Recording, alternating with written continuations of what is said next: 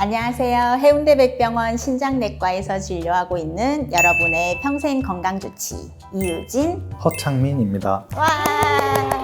오늘은 저희가 만성 콩팥병 환자의 신대체요법에 대해서 진료실에서 환자분들이나 보호자분들이 많이 궁금해하시는 내용들을 정리해 드리려고 이 자리에 나왔습니다. 모쪼록 도움이 되는 시간이 되기를 바라면서 자, 이제 시작해 보겠습니다. 우선 오늘의 주제인 만성 콩팥병이란 어떤 병인가요? 네, 콩팥병은 크게 콩팥 기능이 갑자기 나빠지는 급성 콩팥병과 콩팥 기능이 서서히 나빠지는 만성 콩팥병으로 구분합니다. 만성 콩팥병은 원인에 관계없이 3개월 이상 신장 기능 손상이 있거나 신장 기능 감소가 지속되는 것입니다. 소변 검사를 통해 단백뇨, 혈뇨와 같은 이상 소견이 보이거나 신장의 기능을 대변하는 사구체 여과율이 60 이하로 감소된 것이 지속된다면 만성 콩팥병이라고 진단하게 됩니다. 만성 콩팥병을 일으키는 대표적인 원인 질환으로는 당뇨병, 고혈압, 사구체 신염이 있습니다. 저희 만성 콩팥병 환자들이 신장 기능이 감소하면 투석, 신장 이식과 같은 신대체요법을 시행하게 됩니다.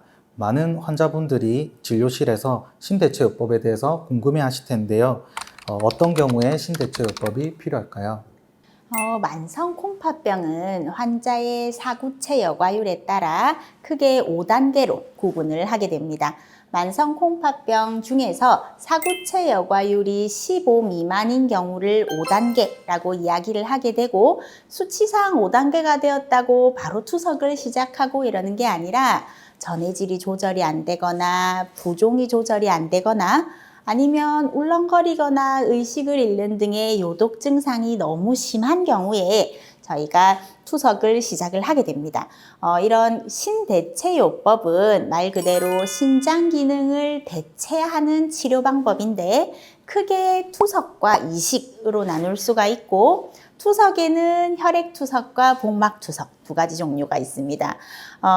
근데 미리 상의를 해서 적절한 투석 시기와 투석 방법을 결정해 놓지 않으면 나중에 응급 상황이 발생할 수도 있고, 혹은 혈액도강, 카테터를 잡아가지고 투석을 해야 되는 이런 경우들이 생길 수가 있어서 사구체 여과율 30 미만인 만성 콩팥병 4단계 정도에서는 미리 신장내과 의사를 만나서 충분히 상의해서 어떤 방법이 나한테 맞을지, 투석을 준비를 해야 하는지, 이식을 준비하는 게 좋을지 이런 데 대해서 충분히 상의를 해보는 게 필요하겠습니다.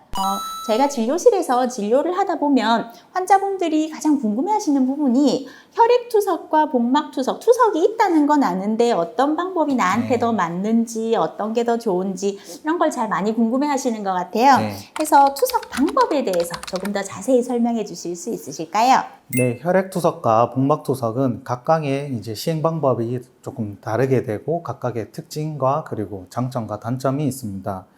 우선 혈액투석은 노폐물이 축적된 환자의 혈액을 체외 투석 기계를 통해서 요독물질과 수분을 제거하는 치료가 되겠습니다. 보통 일주일에 3번 그리고 4시간씩 혈액투석 치료를 하게 되고, 의료진이 자주 환자를 관리해 줄 수 있는 점이 장점이지만 많은 시간을 병원에 할애해야 하는 단점이 있겠습니다. 다만 팔에 투석을 위한 혈관 접근로를 만들 수 없거나 심혈관계가 불안정한 환자는 혈액투석을 시행하는 데 제한이 있겠습니다. 복막투석은 복강 내로 복막투석액을 주입하고 복막을 통해서 노폐물과 수분을 제거하는 치료가 되겠습니다. 집이나 직장, 학교 등 어디서나 시행할 수 있는 것이 장점이 되겠고, 손투석은 매일 4번 투석액을 교체하는 것이 필요하며 기계투석은 매일 밤 1회만 투석을 시행하는 것이 또 장점이 되겠습니다. 복막투석은 환자와 보호자가 스스로 투석 관리를 할 수 있어야 하며 복막투석 간의 감염에 주의가 필요하겠습니다. 또한 복강 내 큰 수술을 받은 환자나 그리고 복막 기능이 감소하는 질환을 앓은 경우에는 복막투석을 시행하는 데 제한사항이 있겠습니다. 그렇다면 저희가 말기 신부전으로 진행하지 않기 위해서 도움이 될 만한 식이요법에 대해서 좀 알려주실 수 있을까요? 사실 식이요법은 환자 개인의 영양 상태가 다 다르고 만성 콩팥병의 단계가 다르고 또 원인 질환들이 다 다르기 때문에 환자마다 맞는 식이요법을 하는 게 필요해서 담당 주치의와 상의하시는 것이 가장 정확합니다. 일반적으로 콩팥병 환자들은 나트륨, 즉 소금을 걸러내는 능력이 떨어지기 때문에 저염식으로 해서 콩팥의 부담을 줄이는 것이 중요합니다. 국찌개를 줄이고 음식의 소금간을 줄이는 이런 조리법을 바꾸는 게 필요하겠고요. 칼륨을 조절하는 능력도 떨어져 있는 경우가 많기 때문에 야채를 익혀서 먹거나 과일을 줄이거나 하는 식의 저칼륨 식이도 필요합니다. 그리고 단백뇨가 있는 환자라면 단백 제한 식이를 하는 것도 도움이 됩니다. 콩팥병 환자들은 불필요한 약제나 한약 등을 복용하면서 콩팥 기능에 갑자기 치명적인 영향을 주는 경우들이 종종 있기 때문에 의사랑 상의해서 꼭 필요한 약만 복용하시는 것이 중요하겠습니다. 자, 지금까지 만성 콩팥병 환자의 신대체요법을 주제로 함께 이야기 나눠보았는데요. 교수님 어떠셨어요? 네, 평소 환자분들이 신대체요법에 대해서 진료실에서 많은 질문을 하십니다. 그런 부분에 있어서 조금이나마 도움이 되고자 하는 마음으로 준비를 해보았습니다. 결국은 신대체요법을 결정하는 데 있어서 가장 중요한 것은 의료진과 환자분의 충분한 상의를 통해서 치료 방법에 대해서 결정하는 과정인 것 같습니다. 네, 교수님 말씀처럼 만성 콩팥병 환자들에게 오늘 내용이 도움이 되기를 바라면서 오늘 이 시간 마무리하도록 하겠습니다.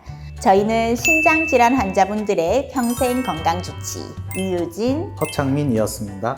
건강하세요.